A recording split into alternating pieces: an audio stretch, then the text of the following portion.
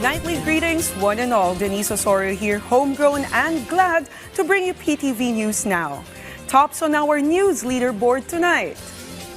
The Department of Social Welfare and Development, or DSWD, has assisted more than 12,000 child laborers from 2021 to 2024 under the Shield Against Child Labor program. Of these, 3,887 minors have been reintegrated into their families and communities. The program offers holistic support through community-based interventions and barangay help desks, providing health, education, livelihood, and legal aid services. The DSWD also trains local implementers and educates parents to help end child labor nationwide. Farmers in the Midwestern United States are cautiously optimistic on an emerging autonomous farming technology that could substantially slash production costs and increase efficiency in the agricultural supply chain. VOA's Kane Farbo previews the promise and potential of this technology to significantly impact farming in the lower 48. The future of farming is available at Dennis Bowman's fingertips. Using remote controls, he tests new technology with the Center for Digital Agriculture at the University of Illinois.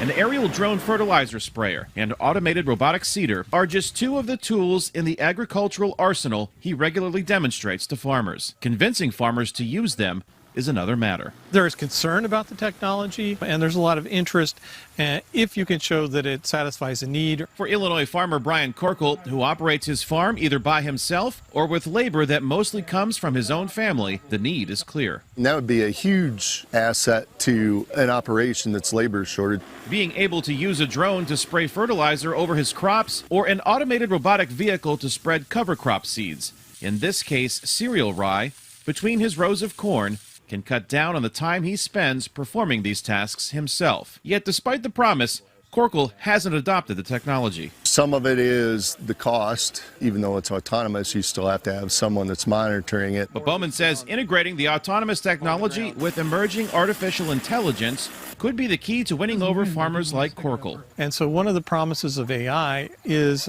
smarter systems that can help analyze this data so we can make better decisions. Decisions that Bowman says not only help farmers, but also the global agricultural supply chain. As we're trying to feed more of the world, and as the population grows and the number of acres of farmland grow, we've got to increase our production and our efficiency. The global autonomous farming equipment market currently exceeds $100 billion and is growing, with the United States accounting for about 30% of that demand, which is expected to grow dramatically in the next 5 years as more farmers adopt the technology. Kane Fairbaugh, VOA News, Galva, Illinois. Right now, let's turn to my colleague in PTV's Pine City studios for what's hot and happening in the Cordilleras. Audrey? Naimbag Arabi, panggap ti Benguet Electric Cooperative ang makompleto ti panakapasilaw ti duwaga sud ket enem a sitio iti Baguio City ken Benguet inton 2027. Sigun kini General Manager Melchor Licoben, pagnumaran tinasurok 26,000 ang babalay ti proyekto a pinunduan ti National Electrification Administration. May patungpal ti electrification iti 78 a sitios ita 2025, 74 inton 2026, ken 34 inton 2027. Nasurok iti 333 million pesos ti pondot itinasaw a proyekto. Itinasaw a kwarta, 13 million pesos ti pondo manipud iti Beneco. We are expecting that yung second semester of this year, yung pagre-release ng funding will be done in Luzon as committed by the National Electrification Administration. So we are very positive na yung kakulangan natin in the amount of more or less 300 million pesos to complete the Sitio Electrification Program, matatapos natin yan before 2028. Iti sabali pay adamag iti panagrugi ti pilot testing ti strengthened senior high school curriculum iti Baguio City. May sa inobasyon ti Baguio City Schools Division Office ti E-PADAIT wenno e-commerce production, artistry, development, assessment and integration and tradition. Sigun kini Schools Division Superintendent Dr. Soraya Faculo, pormalan anay lokad daytoy kadagiti senior high school students. Inlawlawag na amay sa daytoy abaro a strand at isyudad laang ti Mangijay-jaya. Baban iti daytoy ma-equip dagiti estudyante mainag iti garment design nga adan iti Cordilleran woven material. Impet ng pay ti opisyal at ti programa kat di malampay iti konsultasyon kadagiti natataangan ken iti National Commission on Indigenous People.